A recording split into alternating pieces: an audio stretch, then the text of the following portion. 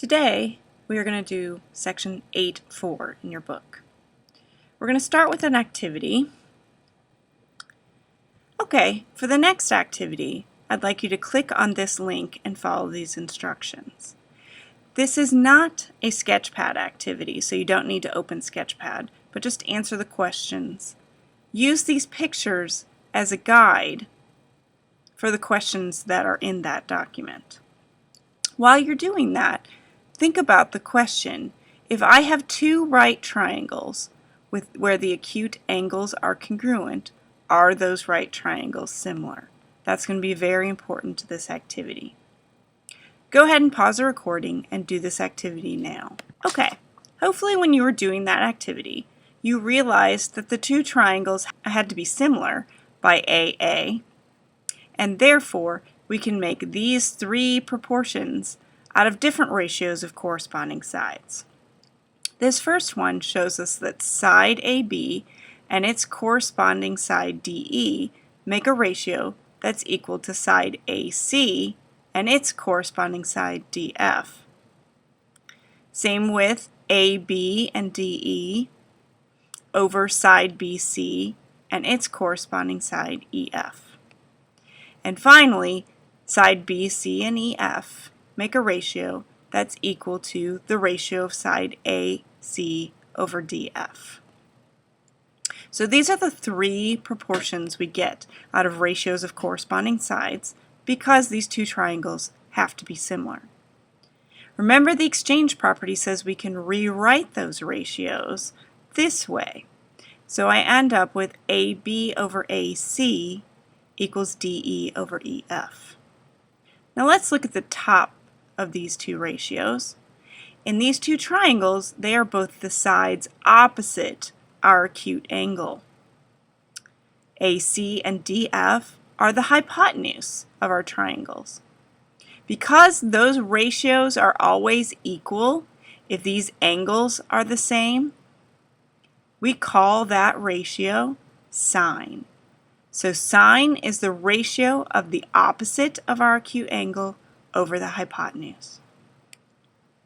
In this ratio, when we rewrite it, or in this proportion when we rewrite it, the tops are the opposite sides again, but this time the bottoms, BC and EF, are adjacent to our acute angle.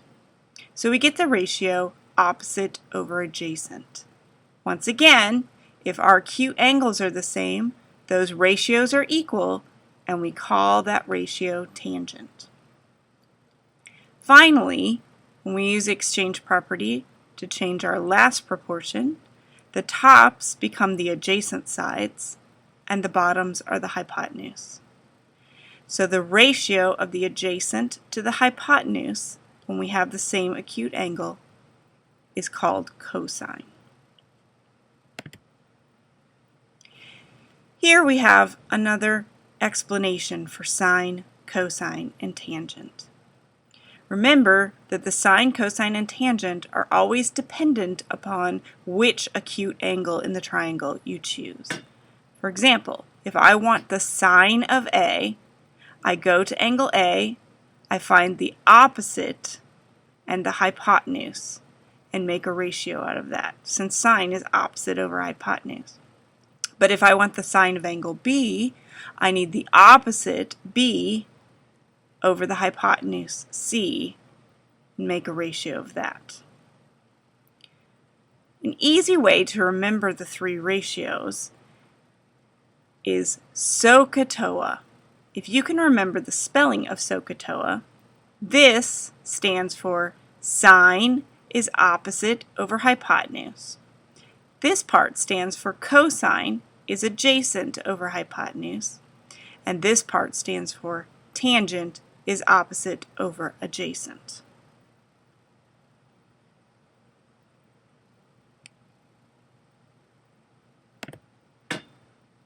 Okay, the last thing I want to go over is inverse sine, cosine, and tangent.